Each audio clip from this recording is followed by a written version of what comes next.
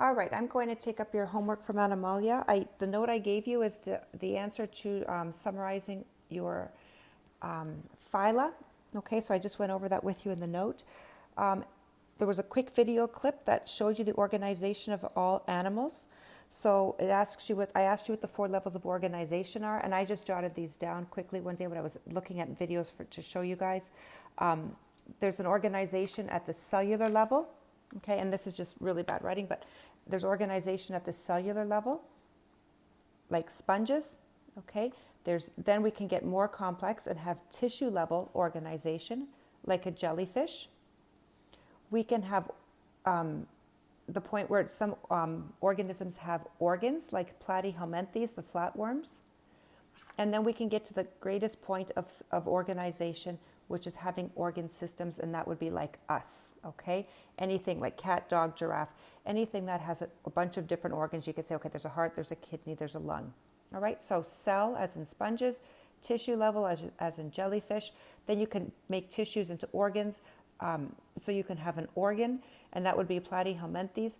And then when you have a whole bunch of organs working together, like the intestines, the stomach, the pancreas, etc., that would be like the digestive system. When you have those things working together, a whole bunch of organs, that's called an organ system, and that would be us. Okay, we've got that. So chordata would have that as an example. All right. Going through your textbook questions, question 1, animals, plants, and fungi are all multicellular eukaryotes, okay? So multicellular, multicellular, multicellular, all eukaryotes. What unifying characteristics distinguish animals from other members of these 2 kingdoms? So they give you a summary at the top of the page. They say they're motile, so in other words, we can move. Almost every phyla has nerves that coordinate body movements, okay, and process sensory functions. So those would be 2 things I would say. And we come from germ layers.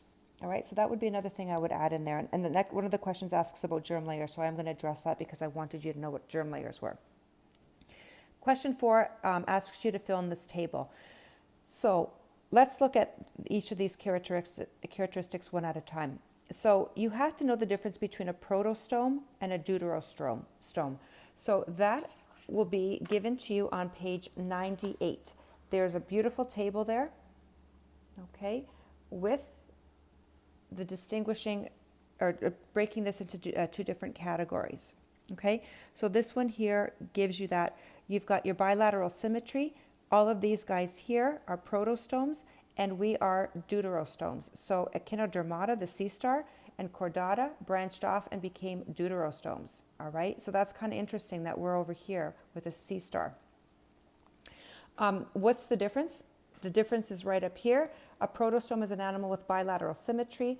During embryonic development, the mouth forms before the anus, okay? So the mouth of these guys forms before the anus.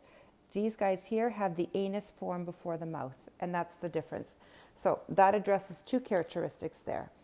All right, nerves present, nerves absent. Every single phyla will have nerves present, okay, except the very first one that I went over with you, and that's porifera. So porifera are the sponges. They're the only guys that we don't think have nerves present at this point. So porifera would be the only group here that you wouldn't check off nerves present, okay? And biology changes every day. We could find out that that is completely incorrect tomorrow.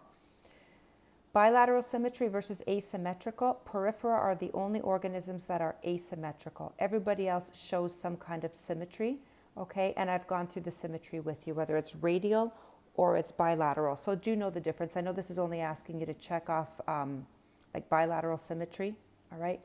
But do know that some of these organisms could be radially symmetrical. And you're only one or the other, okay? You're not both.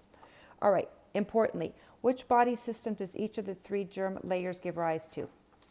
So when you were first forming, okay, when all humans and animals are first forming, many of them are first forming, there are 3 specialized areas of development. So in other words, sperm meets egg. We go through rapid mitosis at that point, okay? And then we divide ourselves into layers. And so these layers are called the ectoderm, the mesoderm, and the endoderm, all right? And I already highlighted this with you. Ecto means outer, endo means inner, and meso means in between the two, which is middle. So the ectoderm gives rise to the skin and the nervous system.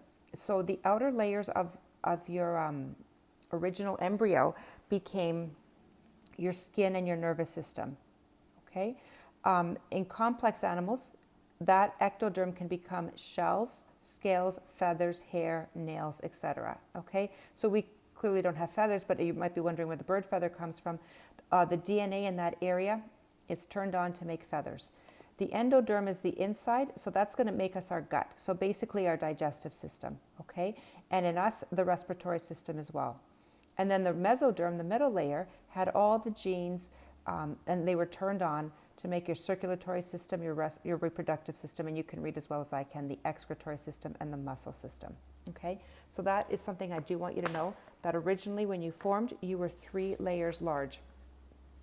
All right, and then lastly, what 5 major evolutionary advances are shared by all mammals, reptiles, and birds? So they give us that answer on page 104. All right, so let me refer you to this area. A few of those answers include having a protective outer skin, enhanced lungs, okay, so we get to breathe and have a quicker metabolism as a result of how much oxygen we can take in, an enhanced circulatory system, internal fertilization, okay, and then eggs with outer shells. All right, all of these things happen. An amniotic egg is another example of that. So your answers are in this area, okay? Awesome, guys. Take care.